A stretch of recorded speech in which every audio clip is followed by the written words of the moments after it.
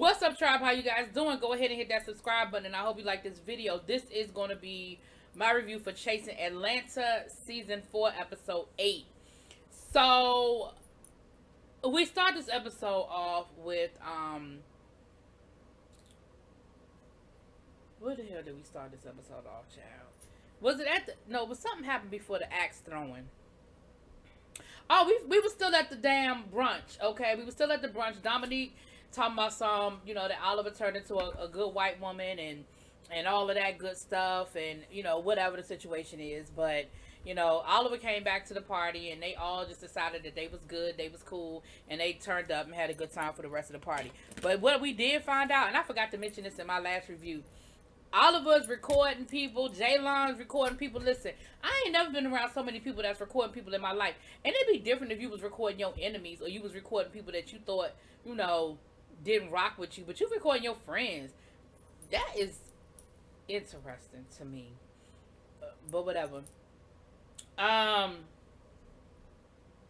So then we went to the axe throwing. Okay, we got the axe throwing. So we have Travis, Kendra, Wayne the Pain, Dominique, and Rico with the K down to the axe throwing situation, and they looked like they were having a good time and they were having fun or what have you. But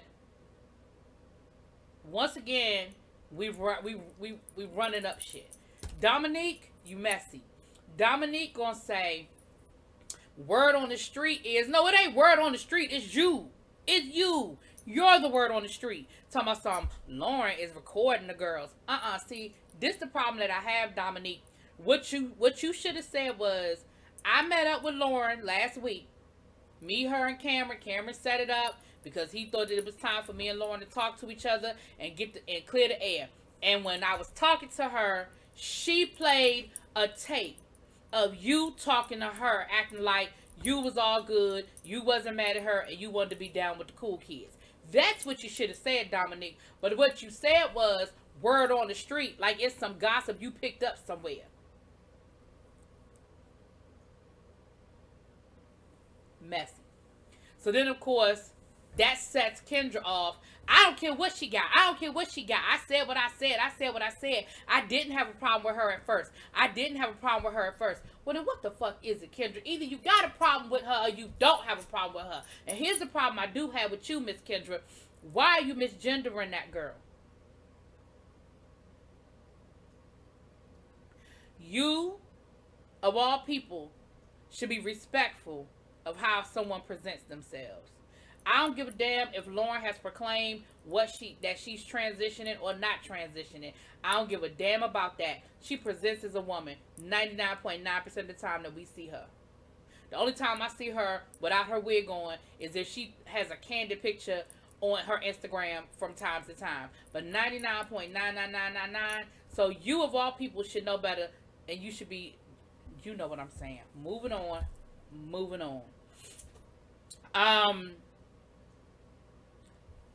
Travis said some good shit. Travis said, listen, Kendra, I really need you to start doing more with your mouth and your brain and not so much with your hands. Because, Kendra said something about anybody who wanted can get these fists. And she talking about something, I've been through too much. At the end of the day, at what point are we going to start learning how to use our words, Kendra?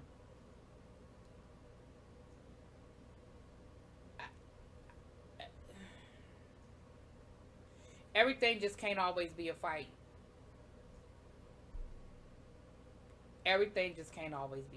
Anyway, I feel like Travis was trying to, talk sense to people who wasn't ready to hear it. I don't know. And of course they talked about the fight again and Troy and, Kendra was saying how she was cool with Troy. But once Troy broke that bottle and was going to hit her with that bottle, she said that's the point of no return for her, which I could understand that. I can definitely understand that.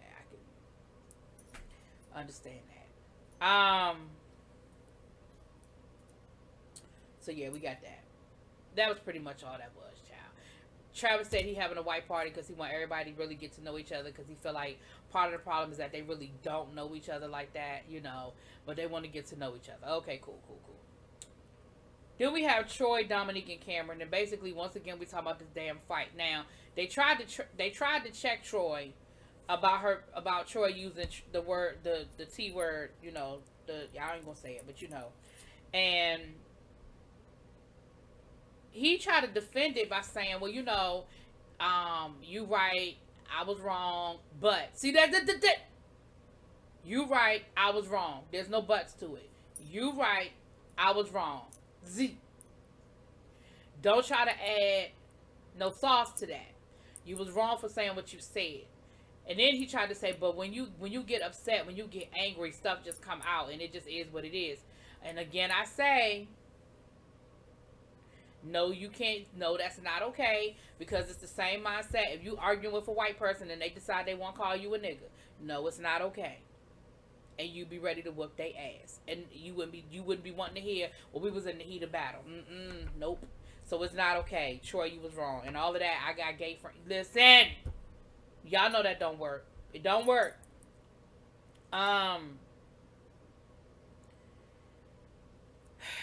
Then of course Dominique tried to stir Troy up, talking about some, and Oliver didn't even have your back. Well, Cameron was in it too. Oliver didn't even have your back. Oliver didn't even have your back, and Cameron was like, yeah, because if I'm fighting and my friend ain't with me, me and my friend gonna have a problem. If I'm fighting, we all fighting. I ain't saying I necessarily disagree, but Troy done already said that he had the conversation with Oliver, like it is what it is, and he was like, well, maybe I need to talk to him again about it. No, you said your piece. You said your piece. I mean, you said it in sort of a jokingly way, but you said your piece. Like, it is what it is. It ain't gonna change how Oliver. It ain't gonna change. Like, you said what you said. The fight already happened. Oliver ain't gonna fight. He ain't fight then, and he ain't gonna fight in the future. He just ain't gonna do it. That ain't what he gonna do. He let you know. And then you already know that ain't somebody you taking a battle with you. And you know the next time somebody start throwing shit at him, then you scoot that chair back and give him a better aim. Like, that's what it is. He done already told you what he gonna do and what he not gonna do. So, okay, then cool. So, when next time Kendra come jumping across that table, I'm gonna get out her way.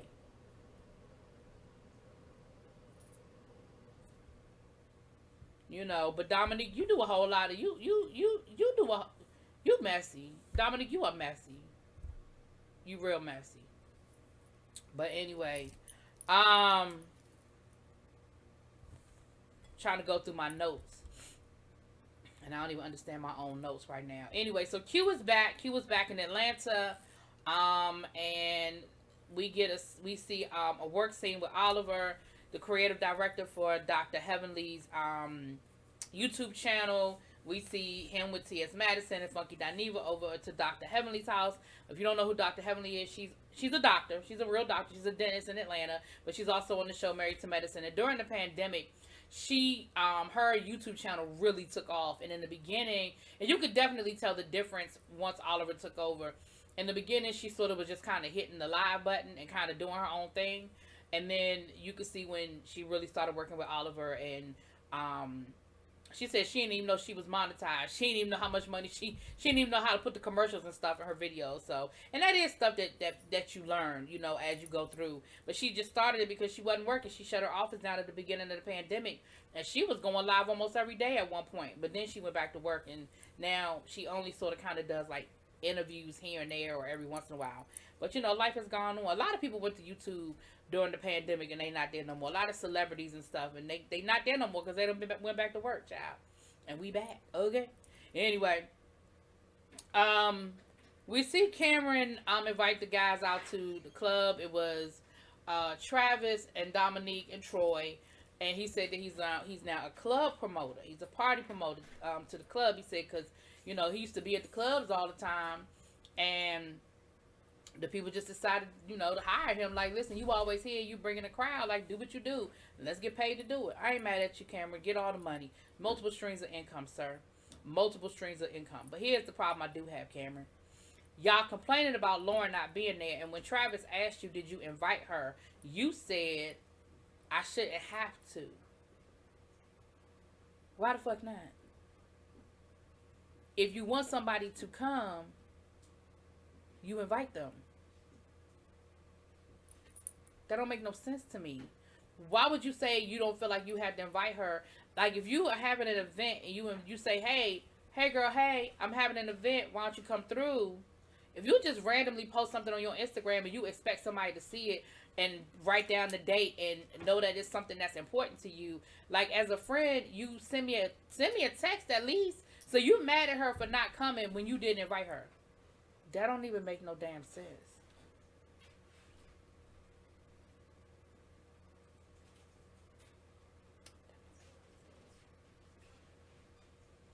Especially if it's just a random club flyer type situation. Like she doesn't know that you're getting paid for the amount of people that come. She doesn't know that you're a promoter and you have a contract with these. You know what I'm saying? Like for all she know, you just posting it up because it's sexy Sundays and you coming through and you letting everybody know that's where you gonna be. She don't know it's a business situation for you until you invite her. Y'all be doing a lot. So you gonna tell me something? We gonna have a conversation. I don't need to have no conversation. Anyway, so next we see Travis, Q, Lauren, and Cameron. They go out for drinks and stuff. Q was like, I'm back in town. I'm back in town. What's up? What's up? What's up? And they're just talking about life. Shit in general. Travis let us know that that on that particular day he lost his grandfather, and that he had just buried his grandmother. And so he said, they were like, well, what you doing here, friend? He was like, well, right now I'm okay. But, I feel like he just needed a distraction, needed to go hang out with some friends and just, have a distraction and stuff, which I could definitely understand, especially if your family's not in town and you have to travel. Like, you probably, he might have got up at the crack of dawn the next morning and got on the road to go back home. But that night, he just wanted to just be with some friends. So I definitely get it. You could hear that he was a little emotional. But I can understand that. Lauren was flirting with Q, but what's new, child? Ain't nothing new with that, child. Ain't nothing new with that. And then Cameron brought up the Q thing. I mean, the Oliver thing. And Oliver was like, Q said, I'm going to give Q credit for this. Q said, listen, I'm not getting ready to sit here and dog Oliver. I'm not getting ready to sit here and talk no shit about Oliver. At the end of the day, me and Oliver he kept saying a brotherhood. At the end of the day, me and Oliver had a brotherhood. We were friends. I just want to know what happened. I want to know where it broke down. I want to know why it happened. Right? And Travis was like, well, let me set something up. Like, maybe if I can mediate, maybe if I set something up, and I can mediate the situation. And Q was sort of like, okay, but I don't know why you need to do it. He said, I kind of would prefer that Lauren do it because come to find out, Lauren was in it as well, right? So he lets Travis set it up. He's like, cool, that's okay to set everything up. So Travis sets it up and they all supposed to meet. Now, first of all, Oliver is 40 minutes late. He said that him and his mom had gotten into it that day. He got a makeup stain on his pants. He had to change his clothes. That was the same day that Chi Chi Divine had passed away. If you're familiar with Chi Chi Divine, Chi Chi Divine was on RuPaul's Drag Race. I didn't know her personally, but it affected me too. Because she seemed like such a sweet, sweet soul, like a sweet person. And we knew she had been sick for a while, but so I get all of that. But she was still 40 minutes late. And Q mindset was, if you don't care enough to be on time for a situation where we trying to fix our friendship, then that already tells me how you feel. That already tells me where you starting off, right? So listen, I don't know. I gotta cut through all the bullshit because they was talking. First of all, they were starting from the middle of the story because they knew how the whole thing started, but they started at a certain point. Second of all, Oliver kept cutting Q off and wouldn't let Q finish saying what he had to say. He kept cutting Q off, and if I was Q, I'd have been frustrated as fuck because I'm trying to say something. I'm trying to get my point across about something, and you keep cutting me off. That would have pissed me off. Third of all, because this is a real situation and not something that's been manufactured, there were names that they didn't want to share. So they kept bleeping certain things and they was talking in code about certain things because there were other people involved that they maybe did or did not necessarily want to bring up. Oh, let me rewind for a second. Let me go back to the situation with Travis, Cameron, Lauren, and Q. Lauren opened up a little bit about her past relationship. She still didn't get too deep into it, but she did talk about that it was a really bad situation, and how much she said that she had to just leave and walk away from everything. She said she didn't give a damn about that house. She didn't give a damn about, you know, whatever business they had started, that it was a toxic situation, that they were always arguing, and she just had to go. And that was part of, you know, why she, you know, left and went to China, because she just had to get away. And she said that she had to let her pride go. And I guess what she's talking about is other people knowing her business, other people knowing about, you know, her not having the house anymore that she bragged about, or her not having the man anymore that she bragged about, and she had to let her pride go and do what was best for her own mental health. And Cameron said the same thing, and that's how they got on the conversation about Oliver, because, you know, Q was like, I get it, because that was part of the reason why I went to Atlanta. Went to LA. It was just so much going on in Atlanta. So much he say, she say. My name was in so much. The situation with me and Oliver, it was just a lot. Okay, so I forgot that part. Okay, fast forward.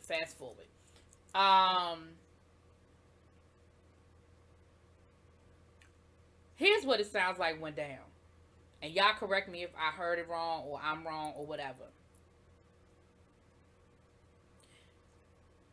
It sounds like Oliver was messing with Q's ex-boyfriend. Something was going on with Q's ex-boyfriend. Remember, Q's ex-boyfriend worked for T.S. Madison, or worked with T.S. Madison. And he used to travel with them. And it sounds like something might have went down with him and Oliver at some point in the game. That's the first thing that I picked up on there. Y'all tell me if y'all heard something different. But that's what I had heard. Because Oliver even didn't want to have that conversation on camera. He said, I really want to talk to you outside about that, because I really do want to talk to you about that. Let me say this, Oliver. And if I heard it wrong, then I'm saying I apologize up front. But if that's what I heard, Oliver, there's no excuse for that. If Q was your friend, that's beyond a non-negotiable. If Q was your friend, there's no excuse, no justification, and for me, no coming back from that, if that happened. Now, either I heard that, either that's what I heard, or the person that Oliver was telling his business to is somebody Oliver was sleeping with. Either way, it involved Oliver having sex with somebody. The other thing I heard was, Oliver, you was telling Lauren England's business to this person as well. So you was telling Q business, you was telling Lauren business, and these were your two best friends at the time, or Judy's, or whatever y'all want to call each other. Y'all were friends and good friends at the time. Now, Lauren said she had sort of gotten past it and she had sort of moved on. That's what Lauren said. Q was kind of still there. Then there was this episode of the T.S. Madison show, where some stuff was in that episode that pissed Q off. Now, number one, I don't know what episode it was, and I ain't about to go look it up. I ain't about to go and find this episode and figure out what Q was mad about. But whatever it was, Q was pissed off about something that went down in this particular episode with T.S. Madison. I think it was Behind the Bench series, where it's sort of like behind the scenes footage. So that's when you see all the behind the scenes stuff. So it must have been something that went down that didn't put Q in the best light. Now, what it was, I don't know. And like I said, I ain't about to sit here and go figure it out. Now, Oliver's explanation on that part is, it's T.S. Madison's show. I don't make the final, like, she approves what gets put in and what gets taken out. And that's her show. I don't have nothing to do with that. That's on her. All right, cool. But the rest of that, Oliver, how you gonna sit here and say that you felt more comfortable if people were coming to you telling you my business and I'm your friend? How do you not feel comfortable coming to me about my business? I'm your friend. I should be your first line of defense. I should be the first. You get off the phone with that person and you call me and say, girl, let me tell you what's being said. I don't understand how you're not comfortable going to Lauren, or you're not comfortable going to Q and telling these people what's being said about them. That's the part I don't get. That's the part I don't understand. And there really is no excuse or justification for it. Now, if I didn't hear that right, then I apologize now. But that's what I had heard. That's what I had heard. Now, if I heard it wrong, then I apologize that I heard it wrong. But that's what I heard. And so Lauren kind of, was over it and kind of, moved past it or whatever. But at the end of the day, from where I'm sitting, there's Oliver, you wrong. You wrong. And we sort of stopped in the middle of the conversation. I guess we're going to finish the conversation next week because you kept cutting Q off, so he couldn't finish what he was saying. He couldn't finish talking about what he wanted to talk about because you kept cutting his ass off. But whatever. Anyway, y'all, that's what I got. Y'all let me know what y'all think.